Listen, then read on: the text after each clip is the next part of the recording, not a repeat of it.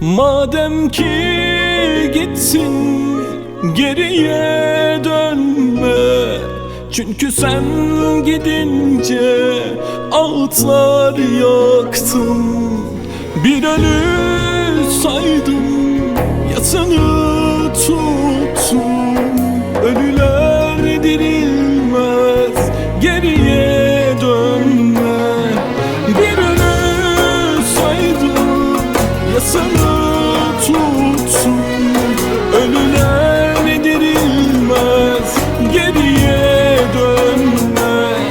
Aşkına kalbimde bir mezar kazdım. Sonsuza dek seni içine attım. Üstüne vefasız, vicdansız yazdım. Ölüler dirilmez, geriye dönme. Geriye dönme, geriye dönme. İstemem bu aşkı, geriye dönme. Bırakın davamız mahşere kalsın. Ölüler dirilmez, geriye dönme.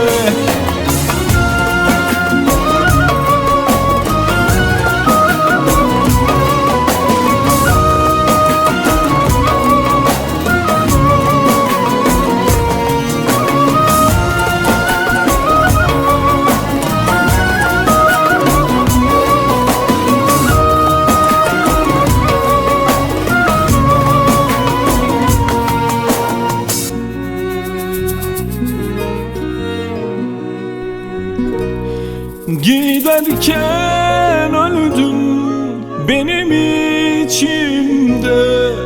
Bitirdin bu aşkı, sildin gönlümde. Acı bir mazisin artık ömrümde. Ölüler dirilmez, geriye dönme. Acı bir mazisin artık ömrümde. Ölüler dirilmez, geriye dönme. Aşkına kalbimde bir mezar kazdım. Sonsuza dek seni içine attım. Üstüne vefasız, vicdansız yazdım.